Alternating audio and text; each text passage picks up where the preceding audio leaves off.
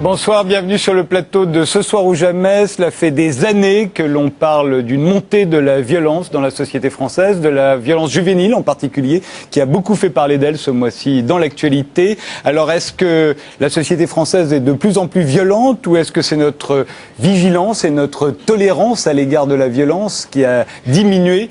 Donc en ce sens-là, moi je voyage beaucoup, je dirais que par rapport à d'autres pays comme le Mexique, d'autres pays d'Amérique latine ou des pays comme l'Afrique du Sud, on ne peut pas dire qu'en France la violence monte vraiment. On vit dans une société qui est plutôt pacifiée et qu'en gros, depuis l'Antiquité, on a assisté à une décrue constante, millénaire de la violence, mais en parallèle à un accroissement d'une exigence de non-violence, de sécurité. La société française est moins violente que par le passé.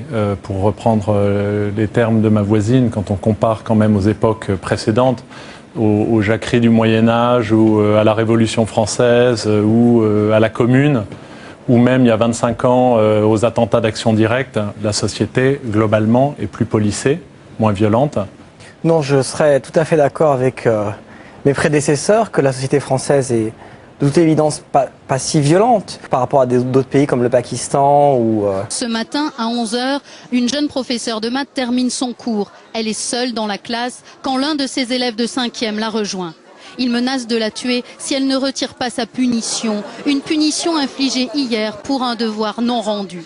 Devant son refus, l'élève sort un couteau de table doté d'une lame tranchante. Je vois l'élève qui prend le couteau, qui la poignarde, qui lance le couteau et qui part en courant. Madame Hadès, elle a dit il faut l'arrêter, il a un couteau dans la main, il vient de m'agresser, un coup de couteau dans le torse. Et après, il est parti jusqu'au gymnase, ils l'ont arrêté là-bas. Le coup de couteau a été porté au-dessus du sein gauche, entraînant une hémorragie interne. Mais le pronostic vital de l'enseignante n'est plus engagé.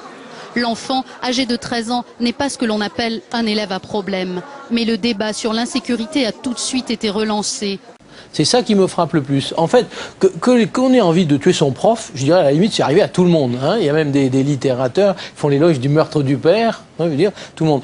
Je trouve que le jeune homme qui a poignardé sa professeure, il devait s'identifier à l'arme qu'il a utilisée, donc à un phallus, à mon avis. Et je trouve ça tout à fait normal. Bon, maintenant, pourquoi est-ce qu'il est passé à l'acte? Il est probablement passé à l'acte parce qu'il y a un contexte qui l'a poussé à passer à l'acte. Et c'est là aussi la volonté, justement, de se faire entendre. Je crois que très souvent, la violence est un moyen d'expression beaucoup plus qu'un moyen d'action. Je crois que souvent, la violence s'enracine dans une souffrance. Probablement que dans ce jeune, il y avait une réelle souffrance en lui, une errance, je dirais, un mal-être, et que cette violence, il ne l'a certainement pas véritablement pensée, c'est devenu quelque chose d'irrépressible. La seule violence que je vois, c'est celle de notre cher aimé président, qui lui exprime une violence verbale quotidienne. Maintenant, se focaliser sur une personne et sur ce jeune homme me semble complètement totalement disproportionné. Je pense que c'est un phénomène psychologique qui l'a poussé à poigner sa professeure. Probablement il avait quelque chose, une forme de contrition en lui-même qui fait qu'il a dû expurger sa violence à travers cette arme. Mais je trouve que c'est complètement disproportionné. Justement, moi je pense qu'il faut réhabiliter aussi. On parle de violence, la violence c'est nécessaire. Quand je hausse le ton, je suis violent parce que j'ai des choses à dire, parce que je le pense, etc. Et moi je pense effectivement que la violence ça fait partie de la vie. Quand on est opprimé, etc. Bon, la violence elle est nécessaire. Survivre, ça suppose d'être violent. Ça arrive à des moments, ça arrive dans des guerres, ça arrive quand on se met en grève, c'est violent. Bon c'est important si on veut. C'est pas violent. Ah non, une grève, si vous êtes dans le mythe aurélien, la grève générale, mais qui est une violence d'une pureté, une violence de purification qui est quasiment spirituelle. Mais non, la grève c'est pas violent. C'est là où on voit que vous êtes né dans les années 70. Hein. Elle n'est pas violente en soi, la grève. La grève c'est pas violent, la grève c'est on arrête le travail, on se met en conflit avec son patron, avec celui qui vous exploite, on prend des risques, le risque par exemple de se faire virer, on perd des sous, c'est de la violence.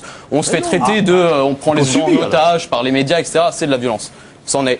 Bon, On peut pas tout mettre à côté. La vie, c'est violent. La naissance, c'est violent. Tout ça. Et ben, à partir du moment où on est dans les sociétés où on est obligé, dans certains secteurs de cette société-là, parce que effectivement, les bourgeois, ils la subissent moins cette violence. Ils sont dans certains lieux de la société. Ils sont aussi ceux qui produisent la violence institutionnelle, celle qui descend, celle qui est organisée par les institutions, l'éducation nationale, la police, l'armée, etc. Tout ça. Bon, eh ben, il y a des violences montantes, il y a des violences de résistance, de survie, et ça, il faut les réhabiliter, il faut en être fier. Quand quelqu'un lutte pour sa survie, pour son émancipation, et qu'il passe par de la violence pour briser les cadres de son oppression, eh ben, c'est formidable. Si on ne peut pas parler à proprement parler de violence, il me semble qu'on va quand même vers un alourdissement du contrôle social. Et j'en prends à témoin simplement ce qui avait été affirmé il y a quelques années sur l'idée d'une tolérance zéro à l'égard de la délinquance, par exemple, ce qui est une espèce, c'est même pas un idéal de la raison, c'est une absurdité puisque chacun sait que le zéro de la délinquance c'est impossible. Durkheim disait bien la délinquance d'une société c'est un des éléments qui fait signe, qui témoigne de sa bonne santé. Hein. Durkheim, c'est le père de la sociologie moderne. Voilà, le père de la sociologie à la fin du 19e siècle.